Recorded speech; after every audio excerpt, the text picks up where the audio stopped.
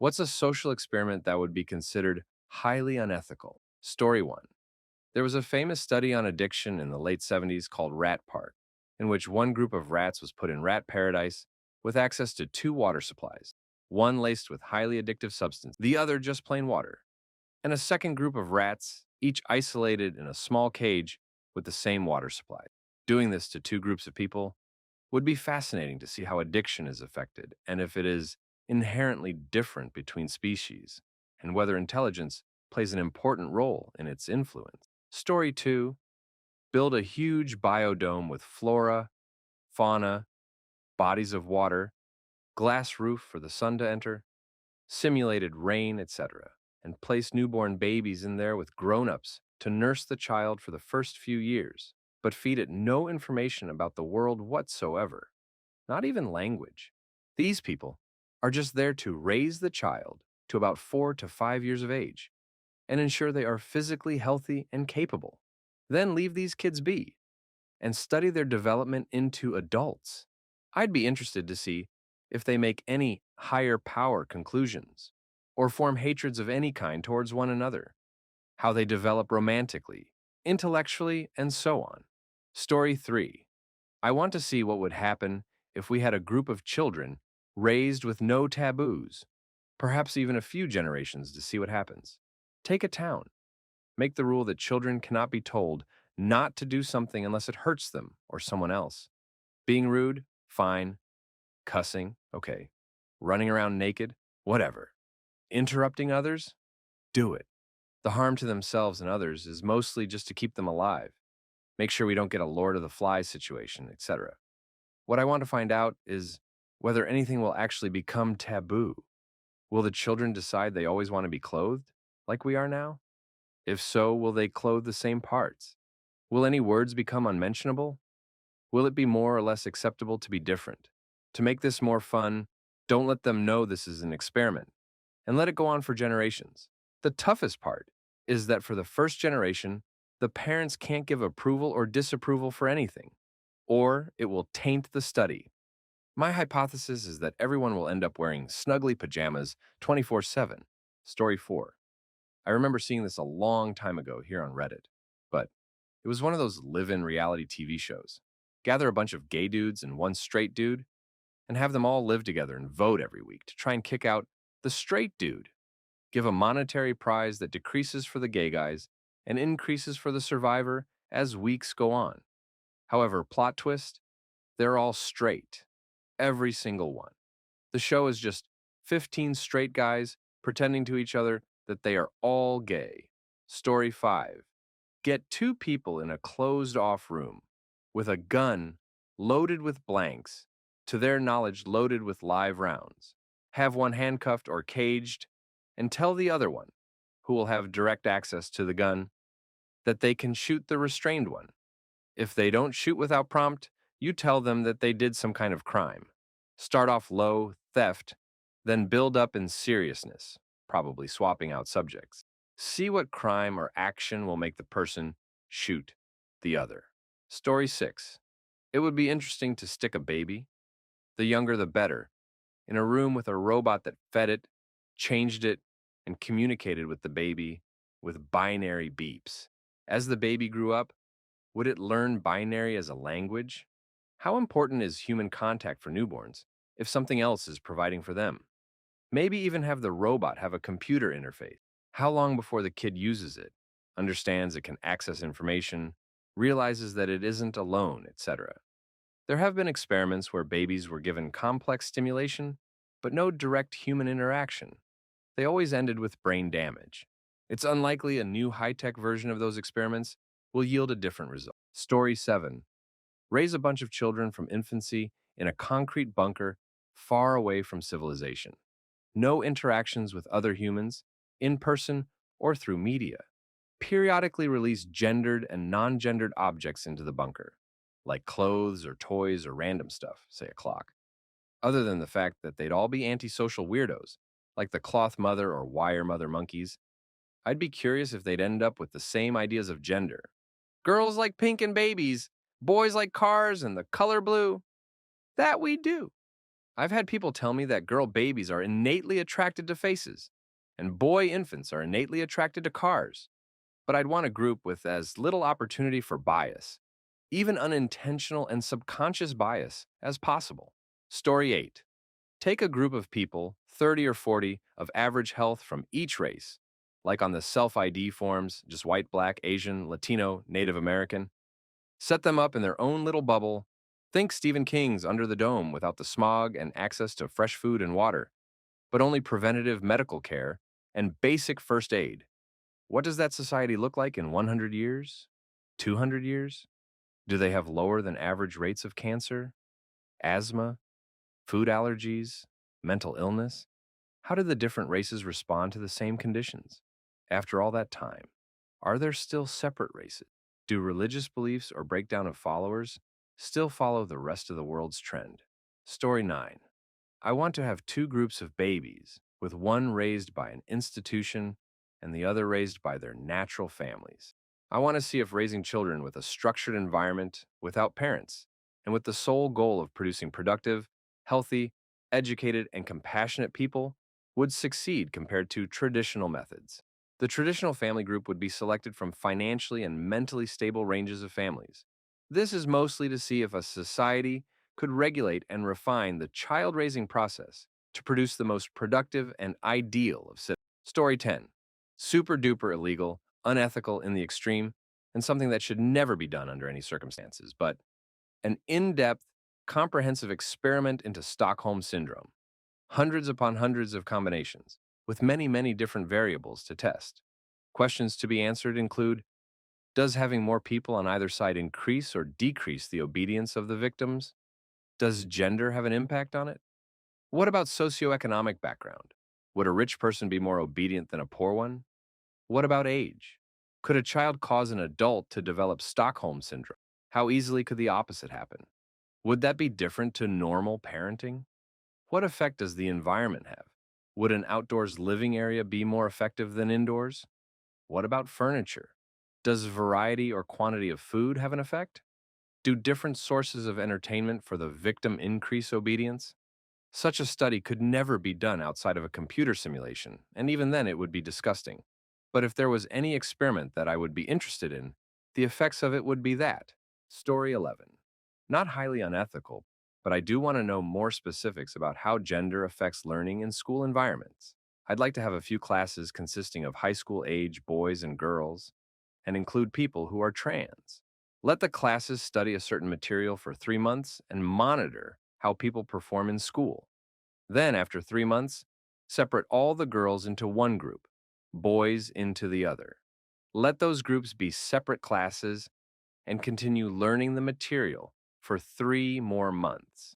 I want to know which group ends up with the best or worst grades, and if the grouping into gender based classes affects how they learn. I also want to know if trans kids would behave differently in a gender segregated environment, given that they were probably socialized as a different gender for quite a while before their transition. Story 12. Ever since I took a psychology course in both high school and in my freshman year of college, I've always been interested in the human behavior studies portion of psychology. I would constantly think of what could be studied if ethics weren't an issue. The one I've always thought was this: it's similar to the Stanley Milgram experiment.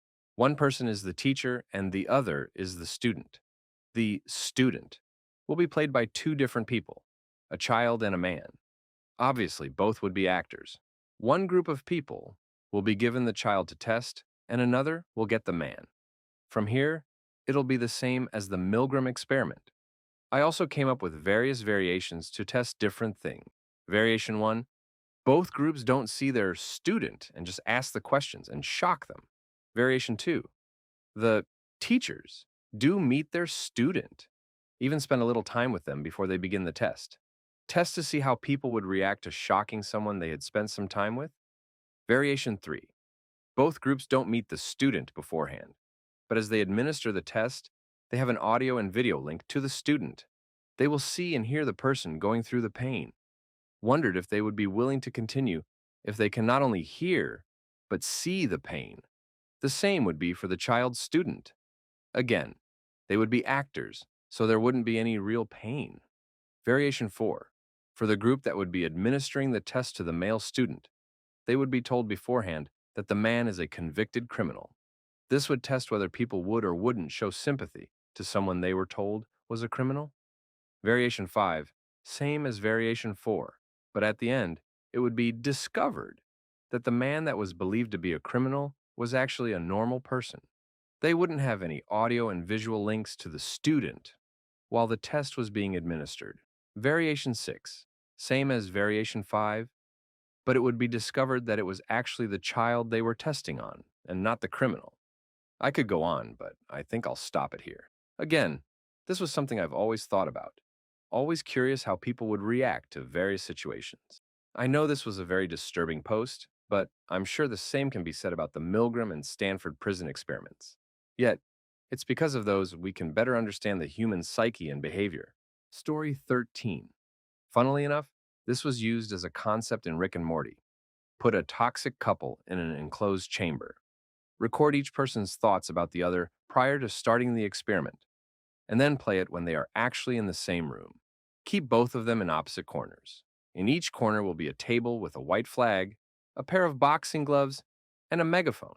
Leave the couple in the chamber until both use the white flag. Story 14. Political scientist here. Get 4 small provinces with equal size and resources. Fill them with random people in a manner that makes them statistically uniform. Implant authoritarian communism in one, anarcho-socialism in another, authoritarian capitalism in another, and anarcho-capitalism in the last. Isolate them and watch. If any of them survive 40 years, destroy the isolation and let them interact. Most likely, the anarchic ones will have developed some kind of government. Otherwise, they'll just become breakfast for the authoritarians. Make it a TV show. Story 15. It's super unethical, but here goes. Force anyone who accepts any form of financial aid, welfare, unemployment, food stamps, subsidized housing, etc., to also take a form of contraceptive that lasts 3 or 5 years. The theory being, if you can't afford your current situation, you don't need to bring another child into it. What happens to populations? What happens to crime rates? Does this incentivize people to get out of social programs and demonstrate that stability to have a family? Would any changes lead to unexpected benefits or deficiencies elsewhere? It'd be fascinating to have a city do this for at least a generation to see its full effect. Story 16. Take 100 children, put 50 of them in dysfunctional homes, put the other 50 in well-adjusted homes. See if psychopathy is caused by nature or nurture. There's been some research done on this. I read a book recently that talked about cases of psychopaths coming from well-adjusted homes that still scored high on the spectrum. The contrasting difference was that those psychopaths that came from well-adjusted homes became well-adjusted psychopaths, aka high-functioning psychopaths, whereas psychopaths that came from violent homes ended up becoming violent psychopaths. So it is definitely a nature aspect, and the nurture aspect would dictate what kind of psychopath you'd become. One that could easily blend into society and make the best use out of his skills at being a con man, or one that would want to finish off anything in its sight thereafter. It's still a whip, but we do see some patterns with the information gathered so far. Story 17. I've always wondered what would happen if the entire world ignored all of the Kardashian-Jenner family, and those associated with them, Black China, Kanye West, etc., for 1 week. In that week, would society's intelligence grow? Would politics and world events take more meaning and importance? Would humans finally see the good in one another? Who knows? Also, because I'm convinced that at the end of that week, humanity would return to them to find that they had turned feral, sacrificing and cannibalizing the least famous one to try and gain some sort of attention. Story 18. Actors and test subjects, and some actors who are also test subjects. The actors are supplemented with elaborate setups to convince the test subjects to fall to a continuous mass delusion and some hallucinations. And the actor test subjects are gaslighted by the actors who aren't test subjects into believing that the delusions and hallucinations are real, and that the real experiment was to make them discover it. Have the delusions become increasingly complex and ridiculous? see what kind of hallucinations they create a culture around it, then have them unexpectedly be transferred or wake up to a more normal society that conflicts with their beliefs. Story 19. Oh my God. So many of them. Probably not a good time to mention that I'm in research psychology.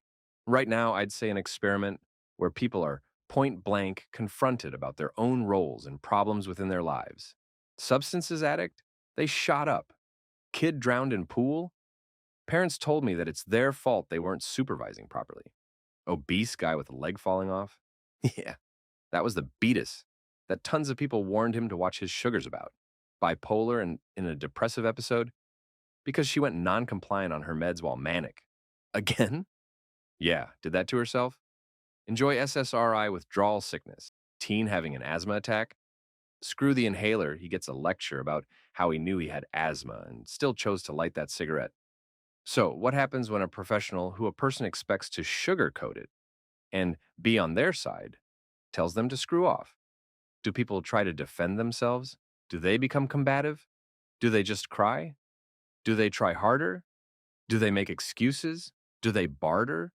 What happens when there is no sympathy for Story 20? Remove several organs, like non-vital or redundant ones, that is, kidney, lung, maybe even blood, from comatose patients, and try to use stem cells to make them grow new ones. Feed these patients special diets for building those organs. We may just be able to establish an organ farm, alternatively, clone people, but keep them brain dead and see if they are viable to growing organs and producing blood or plasma. We could bring down the scarcity of organs and blood for medical procedures. Story 21. I would really like to work to develop nocturnal humans. For example, let's take a few adults with albinism and put them in a dark room, which has all of the necessities for a comfortable life, just with absolutely no light. Have them reproduce for a few generations until we are like 3 generations deep of children who have never seen light. Bring in the military and fashion these children into a deadly nighttime fighting force. Have them become like ninjas who do blackout missions in other countries. Teach them to be stealthier than the black ops and build them up to be the strongest and most elite group of warriors ever assembled. Nobody can tell when they are there because they're so stealthy and secretive. Nobody knows they exist, but all of our enemies fear them. We create the boogeyman. Story 22. I want to put hardcore substance addicts through a military-style rehab, complete with zero 5:30 wake-up calls, PT, and lots of screaming, just to see if it has a better relapse rate than the current method. Our current system of detox, followed by a 90-day program, has a relapse rate of 50%, 90% if the patient is an opiate addict. And before you all start on how inhumane that sounds, please understand that I 100% consider addiction to be a disease and not a personal failing. But I've also been watching my mother slowly deteriorate from prescription pill intake for the past 20 years. There's an element of discipline that's needed in the recovery process. There's only so much talk therapy and detox can do for someone with bad habits and a worse attitude. Sometimes people need to be broken down and built back up. Story 23. I would want to test what would happen to a person's mind when they commit an unplanned murder and proceed to run from the police. I'd want to know what the average person's chemical releases looked like and the actions that they'd take. Highly unethical because that would require murder, likely also an invasive procedure at some point to track the chemical releases before the murder is committed, and without the consent of the participant because then the murder could be planned in their eyes. I feel like it would be interesting to learn exactly what would happen. Story 24. Put 20 people in a mansion, miles away from any road. Take everything away that can be used to communicate with the outside world. Do not let them know it's a social experiment or even that the testers exist. The food will be resupplied. This mansion is impossible to escape from. Slip a note under everyone's bedroom door that tells them that there is an amazing treasure hidden in the mansion. And if they find it, the doors will unlock. After about 1 week of them searching for the treasure, give each of them another note. This one tells them that if they end someone, they will give a hint to where the treasure is after someone finds the treasure. There would be a note in the chest telling everyone to go to sleep, and the doors will be opened. When they get to the doors, there is another note. I'm sorry, but these are not the doors that have opened. Within 3 weeks, the doors will relock, and no more supplies will be restocked. If you end someone, you will be given a hint to where the exit is. If no one finds the exit in time, and there are still more than one person, there will be one last note. You can still escape. Once there is one person left, they will not only be given the treasure and a map detailing how to escape, but they will receive a free mansion of their own, a full staff, paid for you, and $1 billion. Story 25. This isn't a test in the traditional sense, but more a historical or cultural study I've been curious about. Had a class in undergrad where we talked about the social hierarchies and theories that developed about and within the slave community. One of the ideas that stuck with me was that some slave owners tied skin color of slaves to intelligence. The closer to white, the more intelligent one slave was. This created a hierarchy within the slave culture of house and field slave. I'd like to see a detailed study on whether that divide lasted and whether more elite AA actors' ancestors were field or house slaves. In other words, is the legacy of slavery partly responsible for the achievement gap that exists within Black society? I don't think it's unethical, but I think I'd catch a lot of grief about it. Story 26. I'd like to take 12 infants from the mother immediately after birth and separate them into 4 groups of 3. Group 1 would be somewhat of a control they would be given to different women to raise, according to what science says is the best way to parent. Group 2 would be raised with all caretakers blocked from view and using metal or plastic to feed them until they could feed themselves, then only giving them supplies to see how empathy developed. Group 3, I would want them to have no human contact, only being raised by machines or people using gloves through a one-way window to block the children from seeing them. And the final group would all be separated from each other, being raised at first, following Group 2's method until able to feed themselves, and then keep them isolated completely until they turned 21. I would be curious how they interacted with the world, especially Group 4, as upon being introduced to the world. That would be their first time. They can remember seeing another member of their species. Story 27. Set up 3 prisons. One is your standard style prison. Cells, orange jumpsuits, terrible food, solitary confinement wing, etc. The second is set up like a suburb. Small houses for each inmate, or groups of inmates if they want roomies. You can leave your house at any time, visit other inmates, have a small park, have jobs in the community, store, small manufacturing plant, garbage men, library, etc. Basically make it a normal town, except it's only incarcerated people living there. The third is a prison camp, gulag-style hell. Mistreatment constantly, stripped of all rights, terrible conditions and food, etc. All inmates are sentenced to 2 years in one of these prisons. After the 2 years you release them, give them $25,000 and wipe their records so they could go out and get a job, apartment, vote, travel, and everything else a citizen is allowed to do.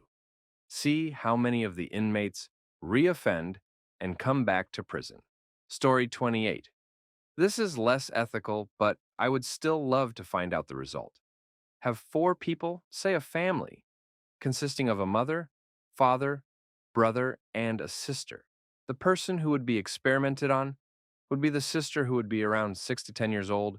Firstly, the mother acts like she has a common cold, of which she isn't actually ill, but pretends to be so. The mother would often say how she felt sick, and that she constantly had a blocked nose, etc. From this, the dad would then pretend, and so would the brother. The purpose of this would be to test whether illness a lot of the time could be psychological. I theorize the sister would become ill. Possibly you could also try this with someone, say, 20 to 30 years of age, to see if age influences the outcome.